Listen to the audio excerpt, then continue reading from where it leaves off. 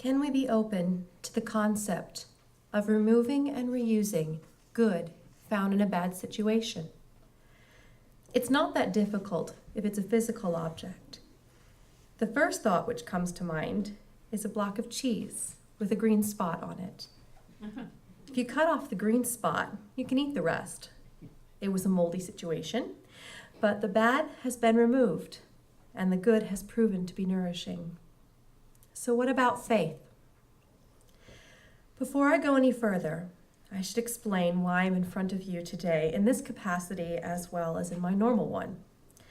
A few months ago, Reverend Ron and I were chatting, and the topic somehow came around to the fact that in my very evangelical childhood, I was very unaccustomed to having women having any level of leadership role in the church.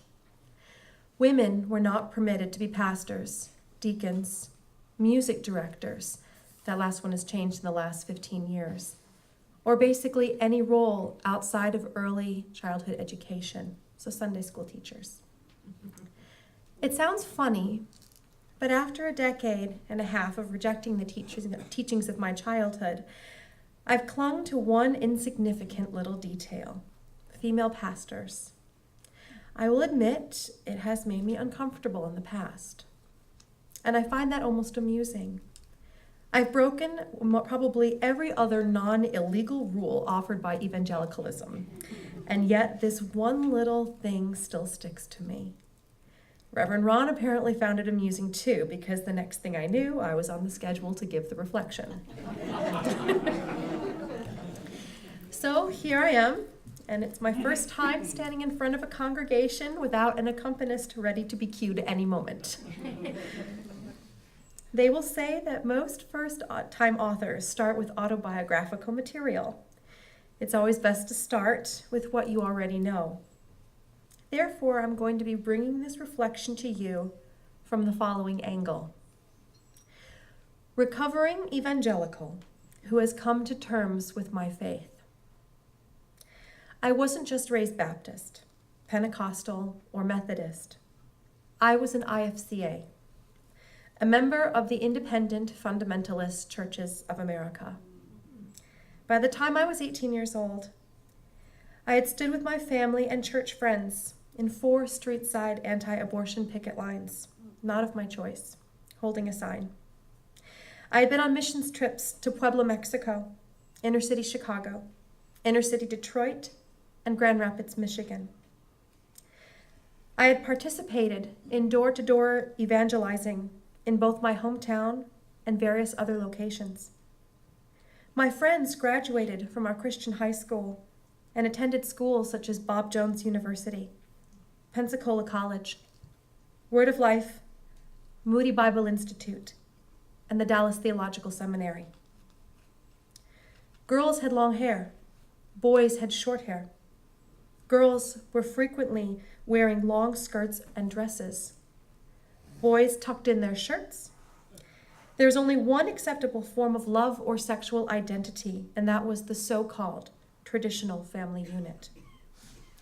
In Calvinist Christianity, the theology is broken into an acronym often referred to as TULIP.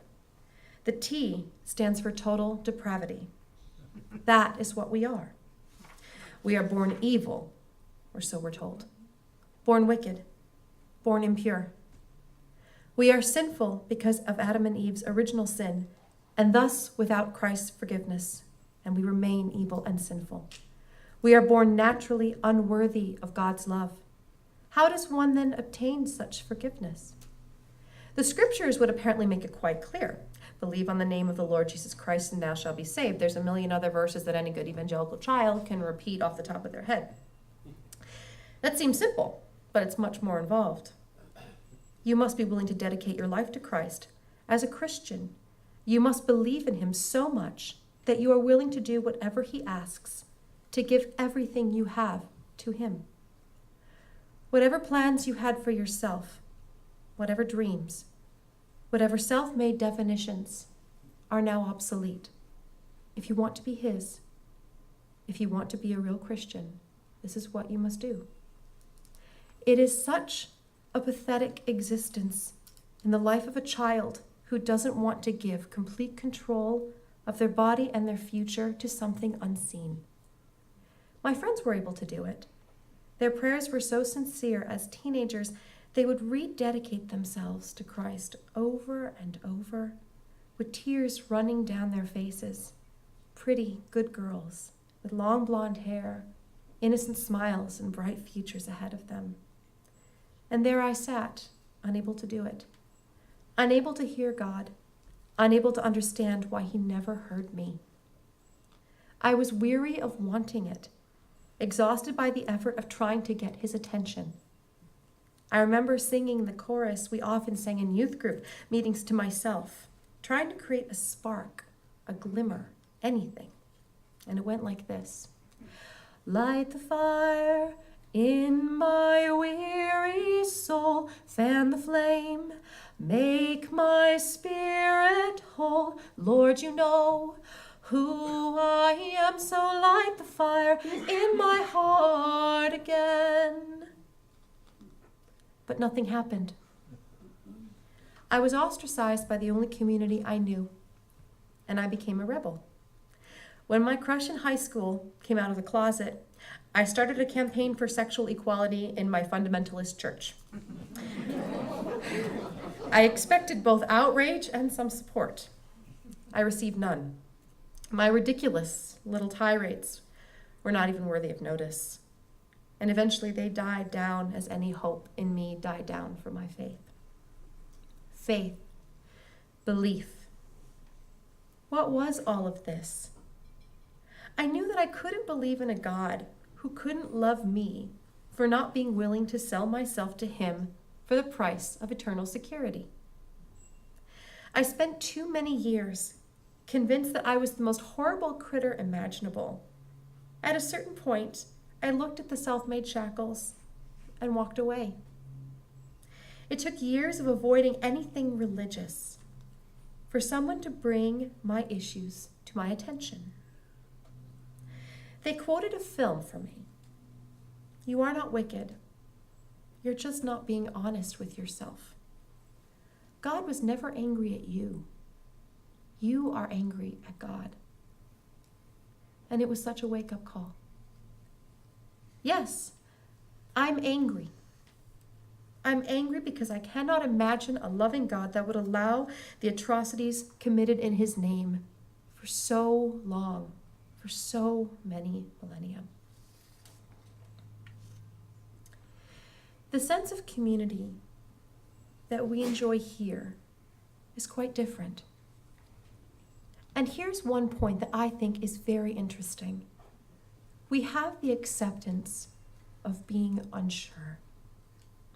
Unsure of what might be, what must be, instead of assuming automatically. We have the ability to say, there are many paths. And some paths don't include God at all. Some paths include a spirit. Some paths include an idea and a format that's more structured.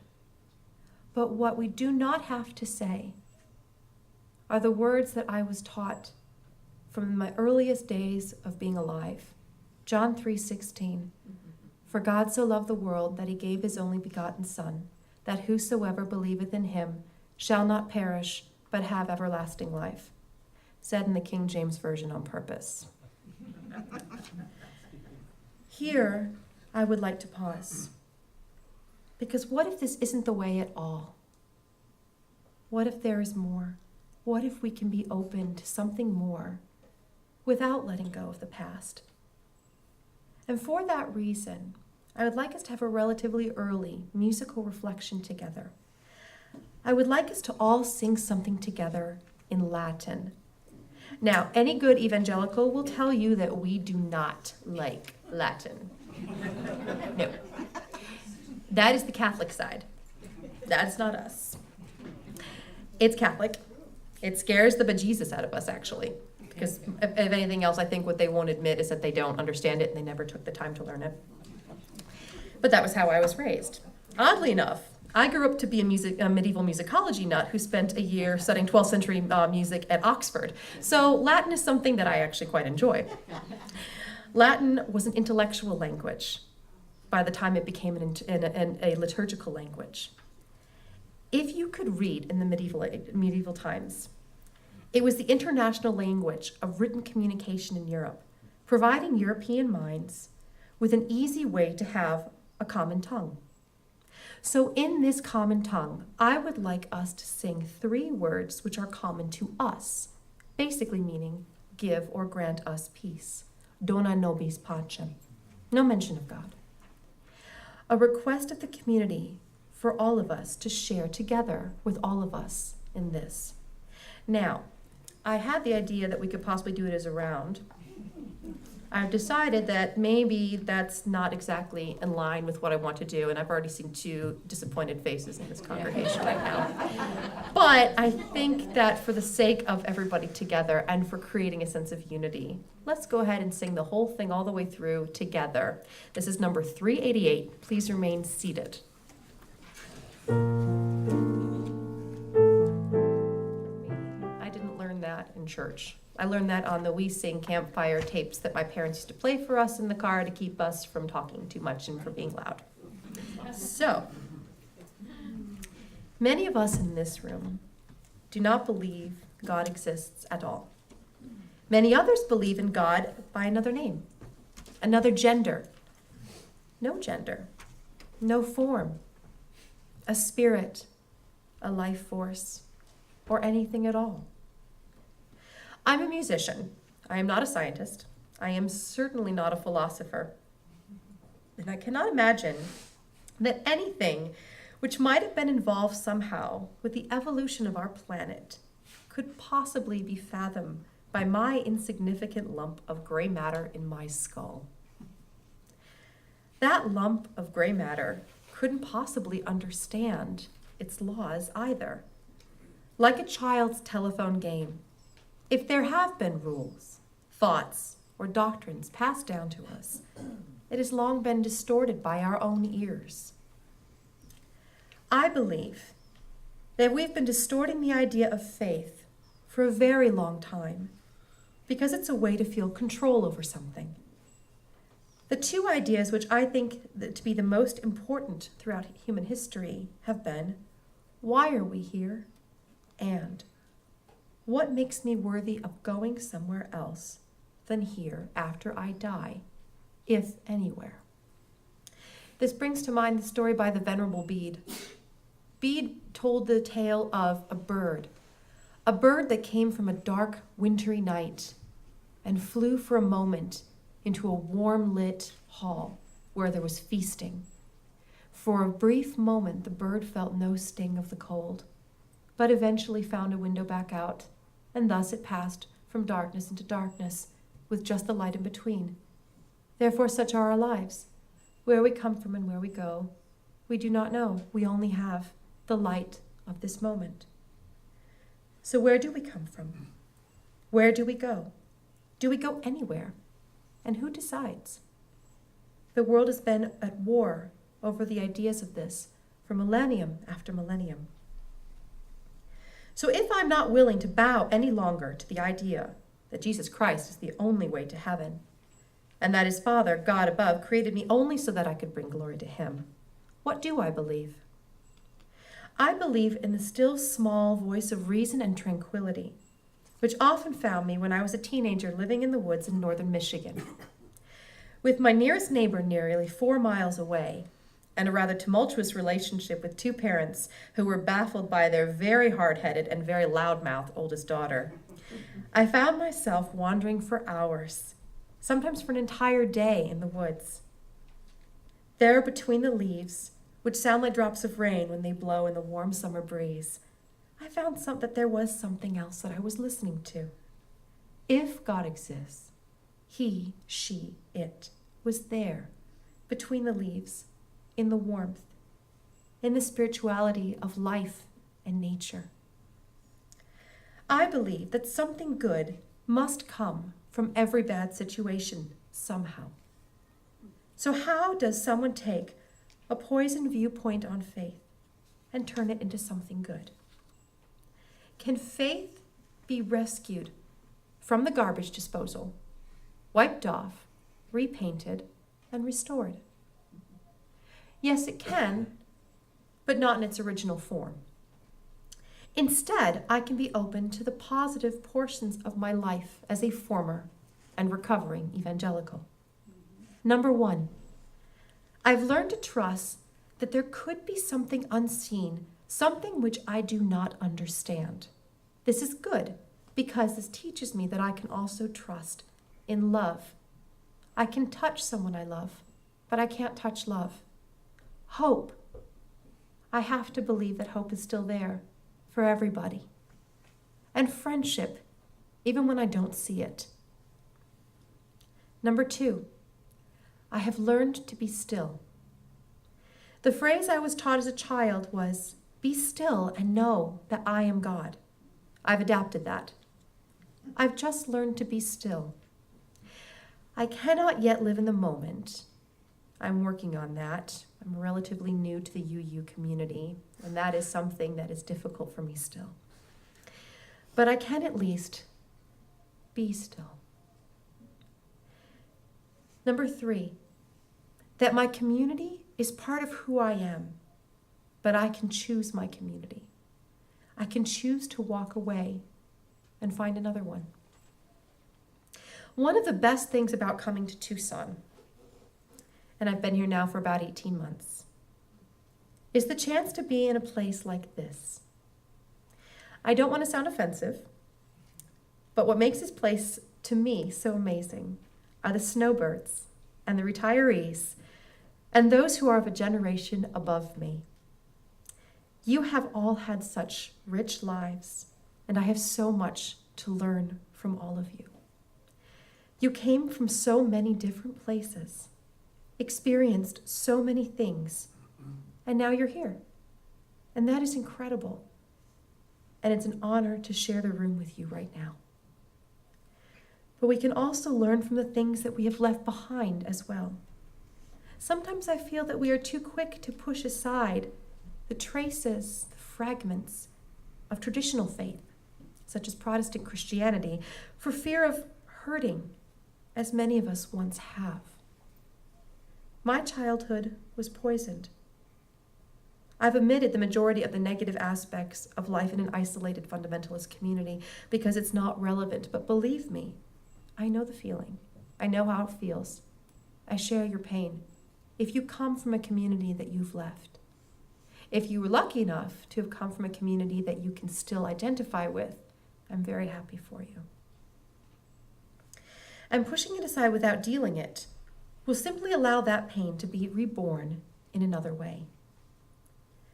Instead, I want to share the beliefs of my evangelical childhood, the list I mentioned already above. I want to see the goodness that it gave me, positive, not negative. I want us to all see that I was a Protestant. I was an IFCA. My faith was shaped by that. It is relevant. We have lifelong UUs here too, whose faith were shaped by that. It is relevant. We have lifelong Buddhists here, and Catholics too. Their faiths were shaped by that. It is relevant. We are a community of differences, and yet united in our respect and love for each other. Let us also consider being united and accepting the good, which comes from the many faiths which have entered this building today when your spirits did. Recovering evangelical. No longer an IFCA. No longer totally depraved. No longer hated by God. No longer caring. But my faith is still my faith.